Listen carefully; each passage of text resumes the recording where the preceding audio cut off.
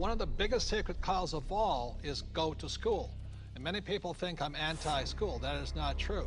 I'm anti-ignorance. So I'm very pro-education. I'm just not pro being stupid about money. I think that's true, that what you said is education is more important now than it's ever been. That's right. So the problem is that the schools focus just on two kinds of education. There's the academic, which is really important. Reading, writing, arithmetic, you need to have it, that's basic.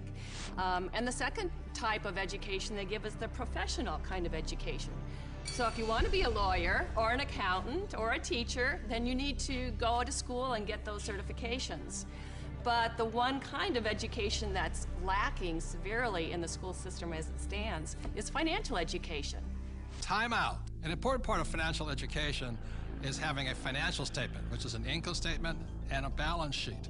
Now, when you go to your banker always asks you for your financial statement, not your report card, because your financial statement is your report card once you leave school. Your financial statement will tell you whether or not you're smart with money or not smart with money, because that financial statement is your report card of your financial intelligence. I put on my Facebook one day that we need to teach our children financial education, and I received a comment back from a teacher that said, who's going to pay for it? We're all going to pay for it if we don't start educating our children in school. This is a very hot subject, but our schools are training people to be employees, to work for the rich. The second thing I don't like about school is how dare they label a kid as smart or stupid at an early age. The reason I'm sensitive to that is because I was labeled stupid right off the start. And it wasn't that I was stupid. I was bored, and I was not interested, and it was none of the subjects I wanted, and nobody could tell me how I was going to use calculus. I kept asking my teacher, how am I going to use calculus? And they couldn't tell me. Are they training to be an employee, or are they training to be street smarts? See, my poor dad was school smart, my rich dad was street smarts, and I'd rather be street smart today. Well, there's a total lack of practical education is really what you're talking about. And I found that. I'm an accountant. I have a master's degree. And you're an A student, right? And I'm an A student. We'll forgive you. So, thank you. But when I went to school, the only financial education I got was specific to my profession. Okay, there was no general financial education. I could have gone all through, gotten a master's degree, got a PhD in my field without any specific financial education about how to handle myself once I got out of school. Right, and people say to me, well, I learned economics in school. Is economics financial education? Not really. You know, it's not about investing, it's not about the laws, it's not about taxes, it's not about history. Well, Robert, as a lawyer, I see all sorts of people walk through the door. And some are highly educated, and some have no education at all, but like you said, they're street smart. And the first time I saw this type of client, I thought, wow, he's doing pretty well. He didn't go to college, but he's got all this real estate. And then there's a pattern that develops where you see a lot of people who never went to college, but are street smart and have done very well. I can just say, I was talking to a woman the other day, she's just as you're saying, highly successful doctor. Very, very successful. Medical doctor, very smart in so many ways, but when we were talking, she finally looked at me and she said, oh my God, she goes, I have not a clue about my money. She's 45 years old, not a clue. And you think that because they're successful, they know something about money, but so many people don't because so many of us haven't had the education. School puts us in a culture of dependence. We depend on three things. We depend on a corporation to take care of us, or we depend on government to take care of us. And the scary one, I think, is we depend on institutions. You know, the people we run our 401ks to take care of us. Stock market. And we put ourselves, we rob ourselves of the independence to think freely as entrepreneurs or investors, and we just become dependent on those three entities. And it's brutal. And Mr. Maloney, you never finished school, did you? No. I failed school, but more than that, school failed me. I was dyslexic. They didn't know what it was back then, but basically, I was just like you, bored stiff. I got put in all the remedial classes, so I was in with the dumb kids, basically. They weren't teaching me anything I wanted to learn or anything that I would ever use in my lifetime. And the reason I bring up Michael, most people agree he's probably the smartest guy on this team. And the problem was, again, Anita says, there's three kinds of education. It's academic, reading, writing, arithmetic. There's professional, become a doctor, a lawyer, in my case, a pilot. And number three is financial. But Michael was put back because of academics, because you can't read, right? Right. So how did you learn how to read? Oh, well, Apple came out with OS 10 at the beginning of the last decade, and you can just select text and hit a button and the computer reads to you. Most people don't know it's built into the operating system. But more, I developed a passion for global finance and economics, and monetary history especially. And passion drives you. Now we can't shut him up anymore. So I don't blame Apple for that. School is a solo game. I didn't do well in school. I did very well in sports. And in sports, you learn to compete. You learn to deal with pressure, teams, goals. And school is more so individually. I'm competing against everybody, and teamwork is cheating in school. Some of us cheated better than others. And I'll just say last thing about school and money, which is a sacred cow.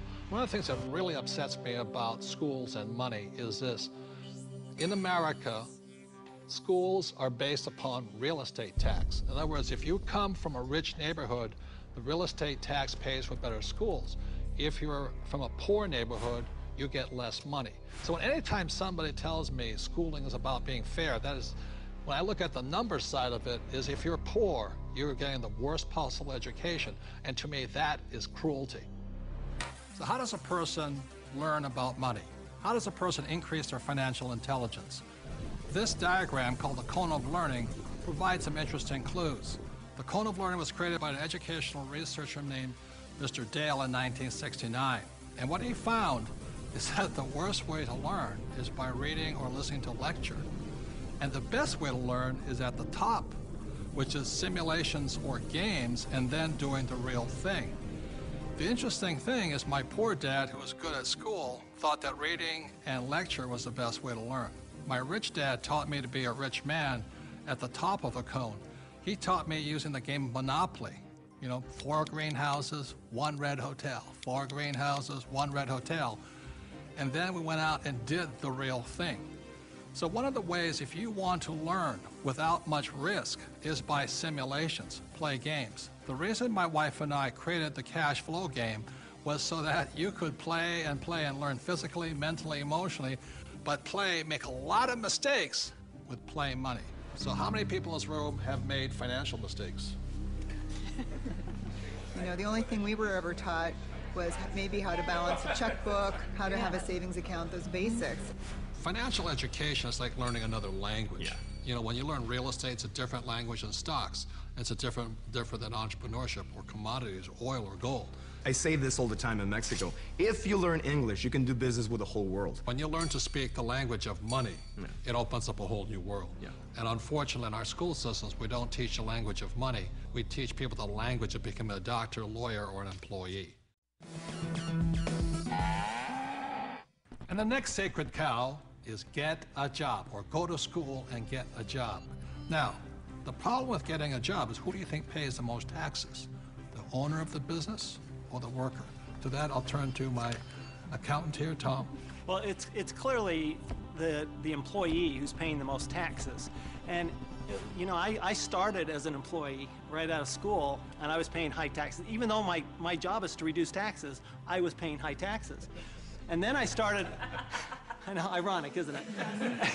and then about 15 years ago, I started my own business. I started my own CPA firm, and I was now self-employed, and I was even paying more taxes. So it wasn't until I started acting like a bigger business and was really a significant sized business that I started paying less taxes. And it's because it's the business owners, and it's the entrepreneurs, and it's the investors, the active investors, that really pay the least amount of taxes. Time out. During this program, you'll hear a lot about E, S, B, and I, also known as the cash flow quadrant. E stands for employee. Employees have a job. S stands for self-employed small business or specialist, like a doctor or lawyer. These people own a job. B stands for big business, 500 employees or more, and these people have other people working for them. And I stands for an investor, and investors have their money work for them. Now, my poor dad always said to me, go to school and get a job, and he wanted to become an employee or a specialist like a doctor or a lawyer. My rich dad said, if you want to be rich, you have to be on the business owner or the I side. And that's the difference between my rich dad and my poor dad.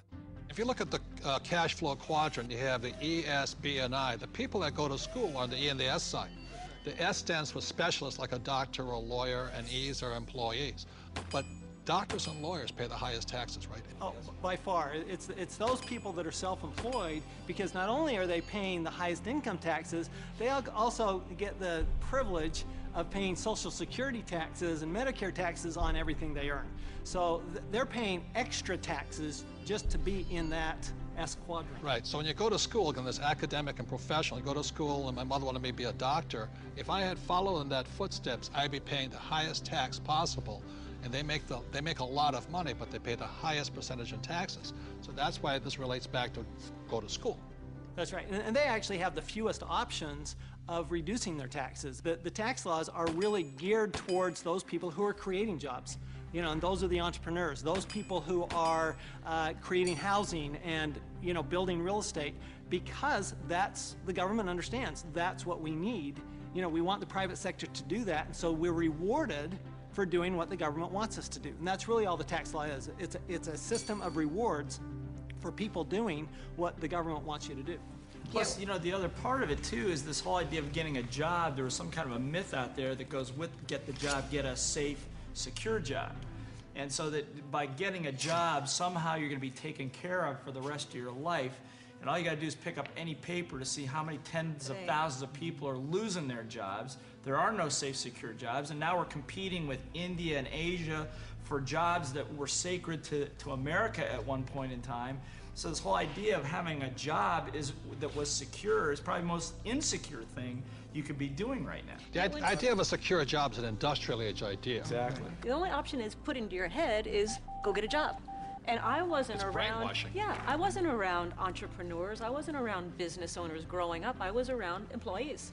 When I first started my company 15 years ago, I went back to my class reunion, which is always an interesting thing. And I remember saying to them, yeah, you know, I started a company about 5 years ago, and they looked at me like, oh, and some of them even said it. They go, you're so brave. And I'm thinking, you know, I've had this company for 5 years now. That is the longest I had ever worked anywhere.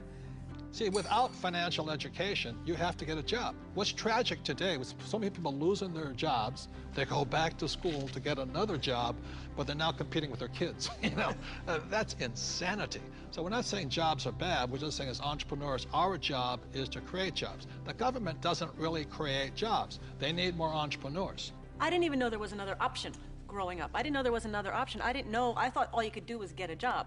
So again, it's not right or wrong to be an employee, but I'd like to know what my options are. Right, because when you were in school, did they say, go to school, get your diploma so you can become an entrepreneur? No. I mean, you'll never hear that in the school system. No, they said work your way up the ladder, get the bigger paycheck, get a better job, higher pay. But you're right, job is the only option that you'll hear in school as a rule. And job stands for just over broke, you know? Well, right. To me, the real issue with the job is it's the highest risk profession you can have, because you only have one client. Now, you know, when I started my business 15 years ago, it was after being fired from a job. And what I recognized was that, you know, I had no control over my life because I had one client. That was my employer.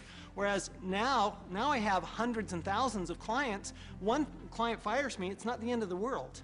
You know, now my risk has gone down considerably, almost to nothing, where when you have a job, I mean, it's just a high-risk play. Plus, the other thing is you're in complete control. That's the piece that I like. I like being able to, if I lose a client or you're an entrepreneur because nobody would hire you. Well, I'm unemployable, there's no question. Tell the truth. But it's nice, like you know, like if you're going to lose some business or you do lose some business, you can go out and generate business and fill that gap. Financial security is more important than job security. Time out. E's and S's get punished for making mistakes, or they lose their job. B's and I's get richer from their mistakes because they learn from their mistakes. The next sacred cow is work hard. Because my poor dad, a school teacher, great guy, PhD, he always says, I'm a good, hard-working man. And My rich dad had a different point of view, and he had me read this book by Mark Twain. It was a story of how, I think it was Huckleberry Finn or somebody, got the other kids to paint the fence for him. He says, that's working hard. You want other people to work hard for you, and you want your money to work hard for you. That was his lesson. And a lot of people really, you know, they can't wait till Friday because they hate their work so much, and they dread Sunday because they have to go back to work. With us, I would say most of us are working 24/7, but we're working differently. And I love our work. And it's challenging, there's problems and all that stuff, but I love it. So we work hard, but we don't work hard in the normal sense of working hard. The problem with working hard for money, because the rich don't work for money. The problem with working hard for money is you pay more in what, Tom? Taxes. Taxes. The harder you work for money, the more you will pay in taxes, right? Well, right. If instead of working hard for money, like you're talking about, instead if you work for assets, then you pay a lot less taxes, because the tax law, again, is geared towards building assets. Because as we build assets, we build the economy. Time out.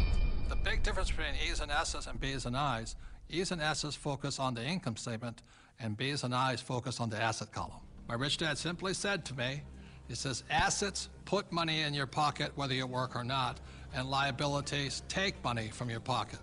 For example, my house is a liability because it takes money from my pocket every single month. Yet my rental properties are assets because they put money in your pocket whether you work or not.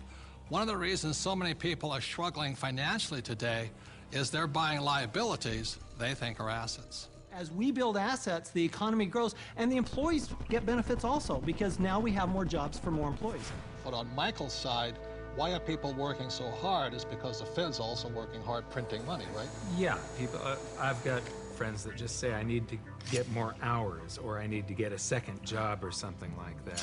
They're working harder to make a few more dollars, but they don't realize that over this entire past decade, the average in real income after inflation has been falling. So the harder people work, the less they're making anyway, because the government and the Federal Reserve, the banking system, they're basically stealing it from them. Can we bring in the bags of coins right now? Thank you. I'm not going to hold that. I'll give you an example. In the year 2000, one gold coin cost $300. So this is $300 in U.S. quarters. Today, in 2010, that same gold coin, it takes $1,100 to buy the same coin. So the reason people have to work so hard to keep up, to keep paying money, is because the value of your dollars are going down. So the insanity of going to get another job, pay more taxes, and work harder, when how many dollars did the Fed print in 2009? From August of 2008 through 2009, they created about 1.5 times more paper dollars than it took 200 previous years to print. So that's why people are working harder, because your money is worth less. And it isn't the coin that changed. People don't understand that it isn't this price going up, it's the value of the dollar falling. It's the currency that's changing. The can of soup in the grocery store, that can of Campbell's soup, it's the same can with the same contents from back in 1950 when it was 15 cents to today where it's $1.95 or whatever it is. So that's why the rules have changed. In 1971, the US dollar stopped being money and it became a currency, it became debt. It became an IOU from the federal government. And the thing is, they can print as much as they like of it. And the more they print, the harder you have to work. It all takes place in your head. Take this glass here. In this case, the glass here is context. It holds the content, in this case, the water. E's and S's have a different context than B's and I's. Having a different context, E's and S's attract the sacred cows like go to school, work hard, live below your means. B's and I's, having a different context entirely, attracts a different type of content, different type of information, different type of education.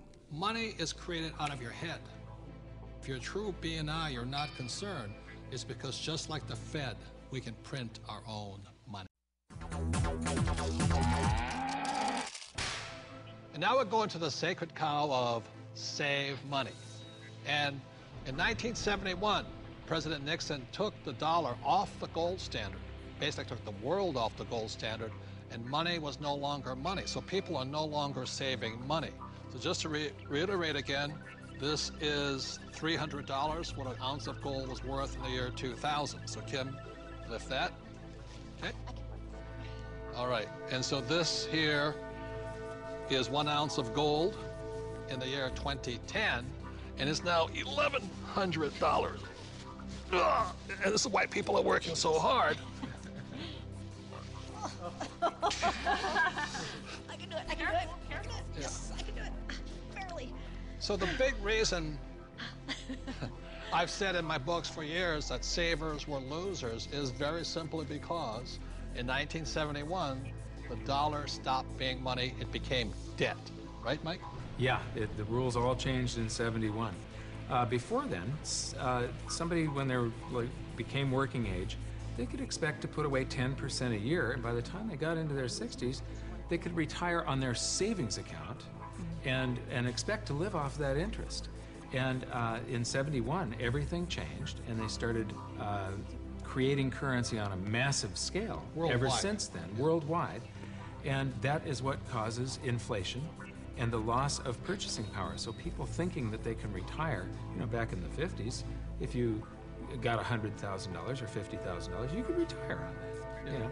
So for my mom and dad, you know, the World War II generation, the industrial age generation, it was very smart to save money. For our generation, the baby boom generation and on, saving money could be the most stupid thing you can do because the system is stealing your wealth through the very thing you work for, called money, which is not money anymore. Right. Real money is actually gold and silver. Money has to maintain its value over long periods of time. Currency doesn't have to. And this is historically, has always been, for thousands of years, this has been money. 5,000 years, this has been the predominant currency. It became money when somebody minted it into coins in Lydia in about 680 BC. And each unit had the same buying power as the next one. They became interchangeable. So let me ask you this. This printing of money out of just paper, this has been tried before, hasn't it? Many, many, many times, and there's always one result. You get far, far higher prices of everything, but especially real money. When they start creating a whole lot of currency, eventually gold and silver lie in wait.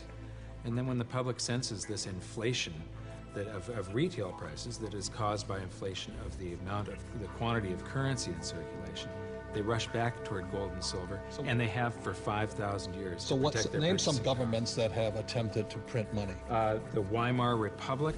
I don't know what I just did with that $100 trillion bill. He's got a The Zimbabwe, yeah. Look at this one. This is the most recent, a $100 trillion note. You know, this is the largest note ever printed, 100 trillion. And this was printed in 2000. Yeah, but when Zimbabwe was created as a country, when it went from Rhodesia to Zimbabwe, they were, the Zimbabwean dollar was on parity with the US dollar. $1 US was the same as a Zimbabwe dollar. This doesn't buy anything today. It doesn't buy a cup of coffee. What, doesn't even buy a cup of coffee? No. In fact, they have ruined it by putting ink on it. You can't write you can't write a list, so it would have been more valuable at this point if it was blank. Right. See, the Greeks did the same thing when they started clipping coins. They just take the silver off of it. The Romans tried it, the English tried it, the Germans tried it, the Chinese tried it, and now the US is trying it. Yep. And so that's why saving money is probably the biggest mistake you could make right now, because today money is no longer money. It's now debt. I can vouch for that because my leg is now numb.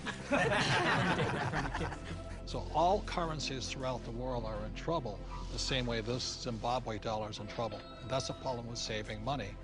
After 1971, it was no longer money. More than 70% of all the currency on the planet is US dollars. If the US dollar goes, the world goes with it. I'm preparing by getting fully diversified. I buy both gold and silver.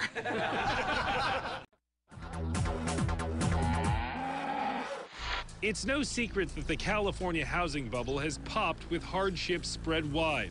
Real estate expert Robert Kiyosaki predicted all of this would happen back in 2005. but most people didn't listen. It's the biggest financial bubble in the history of the world. So I have the benefit of traveling the entire world. All markets go up, all markets come down. So the market will come back. But right now, it's going to be a sled ride down. It might be down for a long time, simply because it's going to take more of a down payment because nobody trusts anybody anymore. And the next big sacred cow is your home is an asset. See, in 1997, I wrote in Rich Dad Poor Dad, your house is not an asset. And at that point, every realtor stopped sending me Christmas cards. Because your home is not your asset. Your home is actually your bank's asset if you could read a financial statement. So, Kenny, you own lots of real estate. Yes. Is your home an asset? No, not my personal residence. A lot of people are in trouble today. Yeah, it doesn't produce any revenue. You know, I pay the bank every month. It's the bank's asset. Yeah, and what everybody's telling me, my house has appreciated in value. Again, that's capital gains versus cash flow. And what the people are finding out now that the real estate market has crashed, and this is all over the world, the value of their home has been sucked out. And so now somehow people are upside down because they're really finding out it's a liability because they still have to pay the bank on that mortgage. You know, so let's say they bought a house for $200,000, they still owe $180,000, but the house is only worth $100,000 now. And they're now finding out that your house is not an asset, it's a liability. And I'll tell you, I'm the largest originator of FHA and VA loans in the entire country out of everybody. I rent. What does that tell you? But as an accountant, is a house an asset? Well, no, you know, the bank considers it, you know, they'll say it's an asset, and the financial planners will say it's an asset, but the reality is it's not an asset unless it's putting money in your pocket. And a house just drains money from your pocket. And the thing that one of my little pet peeves is that people say, well, if you own a house, though, you get a deduction for the interest. Yes, but it's money out of your pocket, and the best you can get is 40 cents on the dollar. Okay, so you're given $1 and you get 40 cents back. You're still out 60 cents. It's not difficult math. Your home is shelter. It's a place to raise a family, but it's not an asset that you're ever going to make money on. It's not a financial asset. No, you might make money in an uptrending market, but today the market's trending down. And that's why in 1997, what I said in Rich Dad Poor Dad, your house is not an asset, was heresy. Now people are going, oh my God, I should have listened to him. So I'm not saying don't buy a house. I'm saying just don't be financially ignorant and call your house an asset if it's taking money out of your pocket. Because Kim and I own 2 houses, one here in Arizona and one beautiful beach house in Hawaii, and they're our biggest liabilities. People did think, especially in the high times, you know, when the markets were high, they did think their house was an asset. And people, even if they had their mortgage paid off, they were borrowing against their house and putting it into the stock market or wherever they were putting it. So not only were they getting crazy mortgages, but they were taking money out against their house in second, third mortgages. Well, and they were doing it for things like vacations and boats and cars and other things like this. And the reality is the reason they were doing that is because they got to deduct the interest off their taxes. And so they thought that, well, this is okay because I get a deduction. But just because you get a deduction doesn't make it a good thing to do. Well, one of the big mistakes people make is over-improving their house. You know, they put in a $50,000 swimming pool and it brings them $20,000 worth of value. Well, the way I look at it is you just bought a $30,000 babysitter. 50% of the mortgages in Reno are underwater, meaning that the mortgage is greater than the value of the property.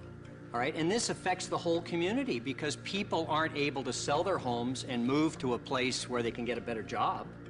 The neighbors aren't going to sell their house because values are so far down. So this has affected entire communities. And again, we've heard people say that your home is an asset. Well, we're talking here about financial education, and this is one of the biggest financial lessons that our country has had to learn, a very hard way, that your home is not an asset. This has happened before, and what's going to happen is new laws will come in, new credit will be loosened again here years from now, and the prices will come up again, and people will do it again. It's about a 20-year cycle as in anything. The point here is this is the best time to be buying real estate. If you are a first-time home buyer, this is your best time. Just don't call it an asset. You know, this is the best time to getting back in the market. And that's why it takes financial education. The reason I'm in real estate is for one reason. It's debt. It is one of the easiest assets to get debt on is real estate. But if you're going to use debt, you've got to be highly financially intelligent. Otherwise, if you're not intelligent, just keep calling your house an asset. We're talking a lot about assets. And there are 4 primary asset classes. One is business. As an entrepreneur, you own a business. Number 2 is real estate. And we love rental properties that cash flow, real estate that puts money in our pocket every single month. Number 3 are paper assets, stocks, bonds, mutual funds, savings. Most E's and S's are in paper assets today.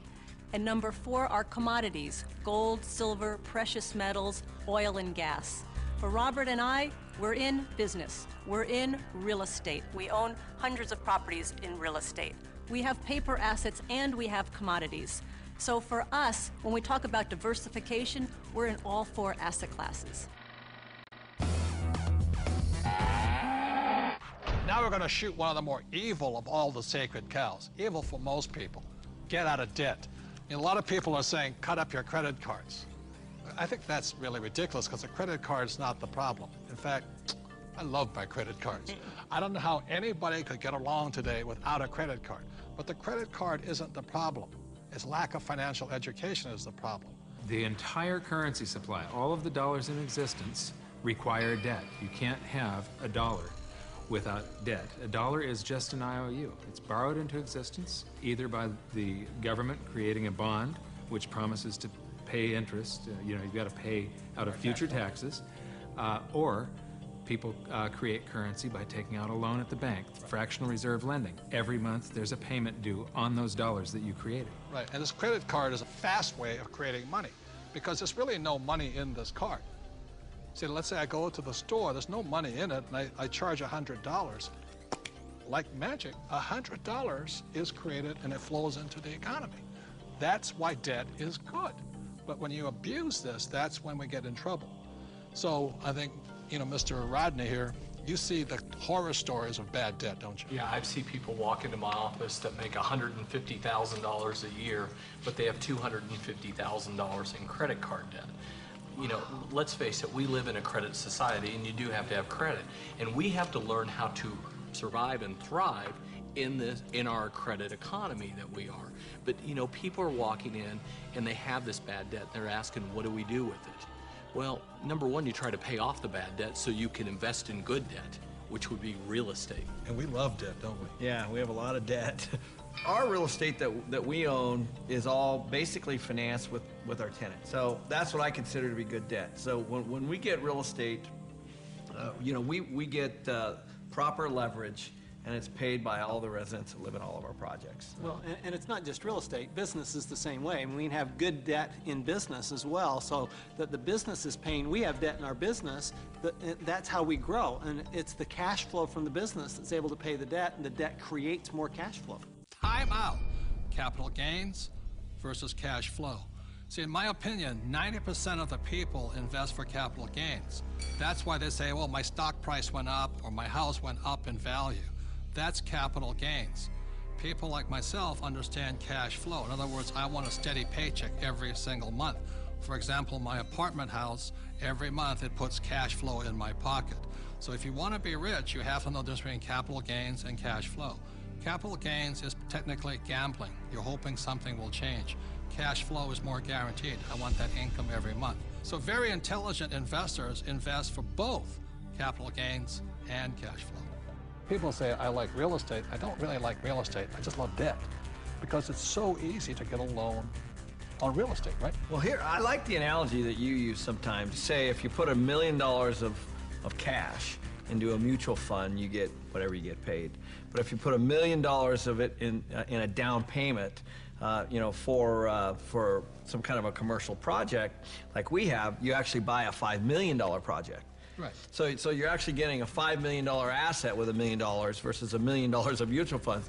And so the value you're creating on that real estate is on the $5 million, not the $1 million. Well, by using banks' leverage. And the tax benefits that you get on the real estate isn't on the $1 million either. It's on the $5 million. So you not only increased leverage on your cash flow and on your growth in your asset, but you've also increased your leverage on your taxes. Well, here's what we're doing. We get these loans, the tenants are paying them off. That's the point. You know, like, so, you know, oftentimes people don't look at that. And they're paying it off with after-tax dollars. Yeah, they're moving into our places, they're paying our rent, we're taking that rent, and we're paying our mortgages, and our mortgages are getting paid down to zero. Wait a minute. Ken's talking about these million-dollar deals. Let me tell you how I started. I'm somebody that knew absolutely nothing about money or financing or investing, and I began investing with a little 2-bedroom, 1-bath house, and this was back in 1989. The house cost me $45,000. I had to put down $5,000, of which I didn't have, and I had a mortgage or good debt of $40,000. And the reason it was good debt is because every month I would collect the rent, I would pay the expenses, I would pay my mortgage payment, and at the end of the month, I had a positive cash flow of $25. Now, it wasn't a lot, but it was a start. And from there, I learned, and I did my next investment and my next investment. So it was good debt because that debt put money in my pocket every single month. Just if people understood that there is such a thing as good debt, because I don't know how many people I talk to, but when I talk about debt, oh man, debt is the dirtiest word in the world. That's the 4-letter word, debt. Because they're not educated, no, that's why. And people are raised, and I was raised to get out of debt. You see, this is the thing. You go to a bank, and the banker will sell you mutual funds. But ask them if they will loan you money to buy those mutual funds. The answer is no.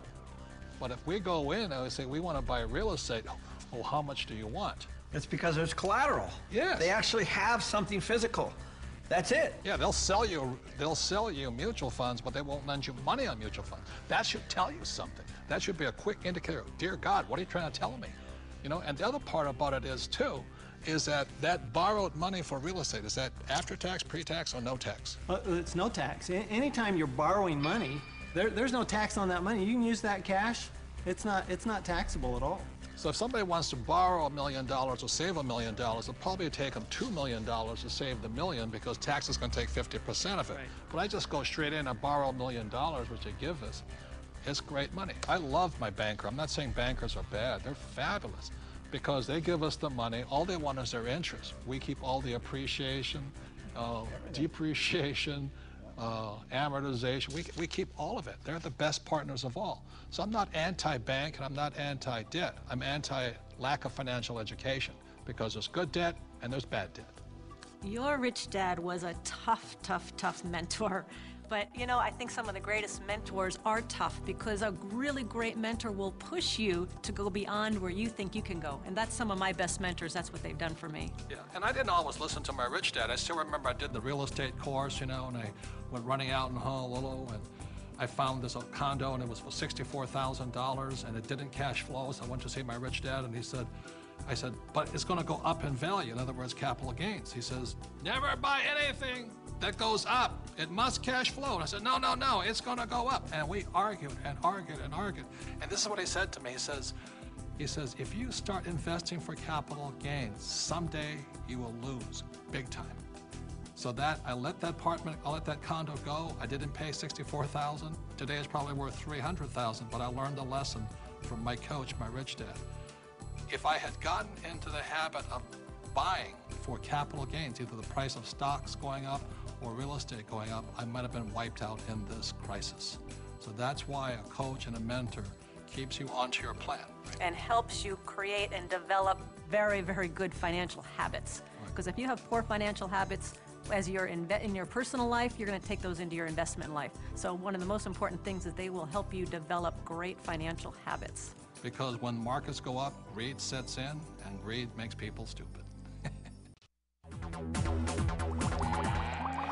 And now, for our next sacred cow, one of our favorite ones, live below your means. How many of you here do not like living below your means? No. That's no fun. It kills people's spirits. And why would you want to live below your means? But many people have to, unfortunately, because the Fed is printing so much money that taxes and inflation go up, which means people are forced to live below their means. So anybody make comments on living below your means? Well, if you're on a paycheck, you have that one income coming in, and if you're just one person, you've only got 24 hours in a day to work. So there is a limit to how much you can work to get those paychecks coming in. So In that situation, you are forced to live below your means. Well, and the key here is to raise your means. I mean, that's the idea.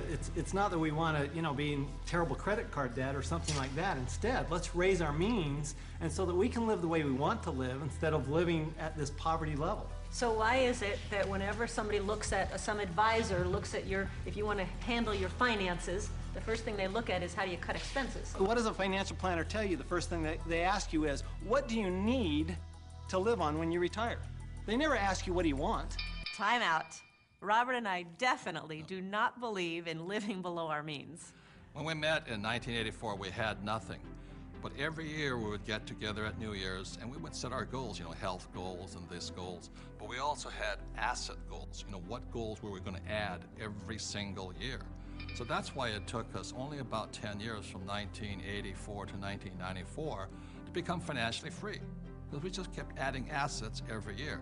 And we continue to do the same thing today, you know, simply because it's fun. It's exciting. It is. One of the best kept secrets. Getting rich is fun. It is fun. It's a lot of fun. And you know, if we want to buy a luxury, if we want to buy a new car, we first buy an asset. So we buy the asset, and the cash flow from the asset pays for the payment for the car. Yes. So that it's again, never living below your means, it's expanding your means through acquiring assets that give you cash flow that gives us all those good things in life. The point here is this, there's assets and liabilities. The way you increase your means is acquire more assets. Not houses, not cars, but assets. So the reason so many people struggle financially is they have no financial education. They may be a good doctor, a lawyer, accountant, or a rock star, but if they don't know the difference between assets and liabilities, and they keep buying liabilities instead of assets, they have to keep living below their means. And not even if you're single or not, if you're on a fixed income, if you're an E and an S, your income is limited. Look, there's 4 major expenses that keep E's and S's poor. Number 1 is tax, and taxes are going to go up because the Fed is printing so much money all over the world. 2 is debt. People leave college with tons of debt, credit card debt to make ends meet, and then their house because they think it's an asset. 3 is inflation. Inflation goes up because as taxes go up and prices go up, then inflation goes up. And 4th is retirement. You must put something away for the day you stop working. So those are the 4 main reasons E's and S's, a general rule, have to live below their means. But if you have financial education and live on the B and the I side, you can increase your means by increasing assets. I think a lot of people accept mediocrity, and in order to be able to grow in business, in order to make more money, you have to step out of that comfort zone and stop being mediocre. Or hoping the government's going to save you. I think live below your means is one of the greatest spirit killers there is. There's a lot of people who like being poor. I'm not making it right or wrong, but that's definitely not what I like to do. And Kim and I, we definitely don't live below our means. No, I definitely do not like living below my means. I've done it when I was in college, you know, and that's because that was exciting times and all, but I get inspired when I have to create.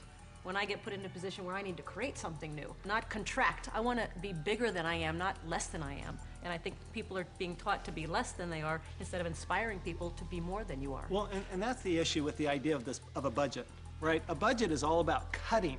It's all about slicing. It's all about being less than you are. Whereas if instead you were looking at something like a strategy, or you're looking at projections into the future, what can I do as opposed to what can't I do? To me, that's the big distinction. Well, and a lot of it comes from fear too. You know, I think people are afraid of their futures. They're not sure where the futures are gonna lead them. So they think, well, I'll live below my means. I'll save. I won't allow myself to have this small luxury, that small luxury. And then, of course, you know, they fall off the wagon. Well, the worst thing is... And then they feel bad about it. Yeah, so the worst thing is they cut back on their expenses and they save money, right, Mike? That's the worst thing they could do. Right. Depreciating money. It all goes back to the questions you ask. I mean, when you say, I can't afford it, I don't have the money for that, you know, a better question would be, how can I afford it? How can I get the money for that? Expands your mind. You know, in my community where I grew up, living below your means was pretty much a step up. Being honest. We didn't have any means, and we didn't live, and we didn't know how to live. It was basically survival. And some of the ways we created those means were, of course, by legal definition, illegal. But you know, that was the way we survived, and that was the way we got by. So now, living below your means is something is completely opposite to abundant living, which is what I believe in my faith is abundant living. The opposite of that, to me, is not the way that God intended for us to live. So that's why I think it's absolutely criminal our school system does not teach us much about money. And what they do teach us, they tell you put your money in the bank, which means you lose more money, and they talk to a financial planner who put you in mutual funds. That is not financial education. That is educating people to give more money to the rich. That will also cause you to have to live below your means. Yes. That's right. That's what they're training you to do. Well, and while you're at it, you're going to be paying more and more taxes because you get no tax benefit for living below your means. And that's the problem. Is say to a child, go to school and get a job or become a doctor and lawyer. You will pay more than your fair share of taxes, and then you too will have to live below your means. If you're playing defense instead of offense, you're just hiding and trying to play it safe and saving money, and you never manifest. You cannot be who you're supposed to be. I say it's time to get financially educated and take care of yourself. After 1974, the rules of retirement changed, and suddenly it forced E's and S's into the I quadrant with no financial education, and they started to put their money into these retirement plans. And suddenly, voila, a whole new industry was born called financial planners. And today, it takes 30 days to become a financial planner. It still takes a year and a half to become a massage therapist. You know what I mean? What do you think of mutual funds? I think they're a great way to make money if you sell them to other people. Well, I think it's one of the worst places a person could put money. They really do. They make other people rich. You know, hidden fees, expense ratios, and you talk about the law of compound interest. Well, there's the law of compound expenses. Okay, so let me ask you this. If I say to you, invest for the long term, you know what I mean, for 30, 40 years, what do you think about that in a paper asset? You've lost control that quick. Liquidity is what paper assets are about. Your ability to sell and buy without negotiation problems. And so the moment you say, I'm going to buy this, I'm going to hold Enron, and I'm going to hold WorldCom, and I'm going to hold, you know, GM, and I'm going to hold United Airlines, and, well, you can just go on and on. How about Pan Am? Yeah. But the moment you decide to hold that, what control do you have? None. You know, yeah, in real estate, you can force depreciation, paint it, carpet. You can't do that with paper. Right. Well, Your only control is to sell. If you hold it forever, you're rolling the dice and saying, I hope it works out. Right. There's a lot of people say, you know, stocks are the best way to go and don't get into real estate. You know, there's a lot of these financial advisors. But the stocks are good for people who are not business people. You see, as entrepreneurs and real estate people, when you look at a financial statement, I personally am responsible for income, expenses, assets, liabilities. But as an investor, even in Microsoft, I have no control over income, expense, assets, and liabilities. Is that All correct? you can do is sell or hedge. That's all you can do. Well, that's right. And what makes it worse is that you take those paper assets that you don't have control over because you're investing long term, and then you put them into our 401k, so you have even less control, because once they're in that 401k, you can't take them out. You really can't do anything with them. You're penalized for early withdrawal. You're penalized for pulling them out, and then on top of that, you don't even get the one tax benefit you get with paper assets is capital gains, and you put it into a 401k, you've lost that benefit. On top of that, when you pull it out, there's three types of taxes: earned income, portfolio income, and capital gains or passive income. And savings and mutual funds, what are they taxed at? Well, when you pull them out, when it's going through a 401k, they're all taxed at that highest ordinary income rate. It's the worst thing you could possibly do if you plan to be rich. But if you plan to be poor, it's a pretty good plan. Robert, I've seen you take heat in the press by this, where you say they're risky. And I'll tell you where I think the risk is. When you sit down and they say, we're going to diversify you. You know, that way if one company goes down, you got all these other companies to buoy you up. And that's fine for a non-systematic type thing, but a system-wide problem, it does not protect us if the system breaks down. Because it's not diversification. Yeah, it's more fragile now than I think it ever has before. And I think these people saying, well, I'm well diversified. They're not well diversified. You diversify across asset classes, not just in bunches of stocks, in my opinion anyway. So the problem here with diversification, it doesn't protect you from a crash. Right. And it's not diversification anyway, and Warren Buffett, the world's greatest investor, reportedly, says diversification is something like it's protection from ignorance. Right. But it's ignorance from both the person selling you the plan as well as you who invest in the plan. But this is the biggest thing that really bugs me. When Kenny and I buy real estate, we always buy insurance, don't we? Yeah. Yeah. And then when we drive a car, we have insurance, right? Is there insurance for mutual funds? Well, not for the average person. No. I mean, Is there insurance on your 401k that what you put in will be there when you retire? And which is more likely to burn down in the next 5 years, your home or your 401k? And I'll say it again, we all drive cars with insurance, hopefully. We have houses with insurance. When we buy real estate, we have insurance. Our companies have insurance.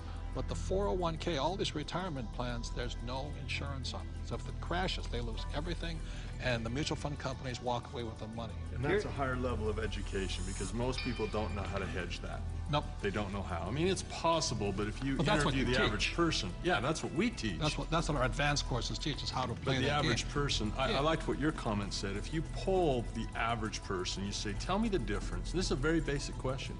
What is the difference between a defined benefit pension plan and a contribution plan?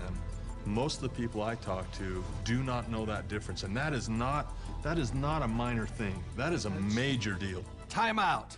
This is a very important point. You see, in 1974, the rules of retirement changed. Prior to 1974, most people, like my parents, had a defined benefit pension plan. What that meant was that they received a paycheck for life.